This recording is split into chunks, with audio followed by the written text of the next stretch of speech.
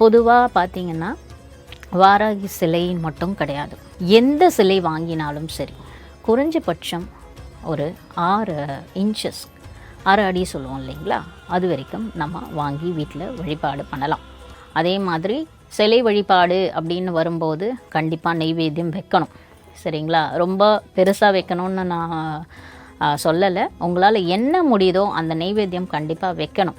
அப்போ தான் அந்த சிலைக்கும் உருவேறும், நமக்கு அந்த தெய்வத்துக்கும் நம்ம கொடுக்க வேண்டிய மரியாதைகள், அந்த தெய்வத்துக்குடைய என்ன சொல்கிறது பூஜை முறைகள் பெருசாக மந்திரங்கள் தெரியாட்டாலும் நமக்கு என்ன மனசார செய்ய முடியுதோ அதை கண்டிப்பாக ஒரு வேண்டுதல் வச்சுட்டு எனக்கு இந்த பிரார்த்தனையை பண்ணி கொடுங்கன்னு சொல்லிவிட்டு அந்த வேண்டுதல் பண்ணிவிட்டு ஏதாச்சும் ஒரு சின்னதாக ஒரு முன்னே சொன்ன மாதிரி ஏதாவது ஒரு நைவேத்தியம் நீங்கள் கண்டிப்பாக நீங்கள் சிலை வழிபாடு செஞ்சீங்கன்னா பண்ணணும். அது ரொம்ப ரொம்ப முக்கியம்.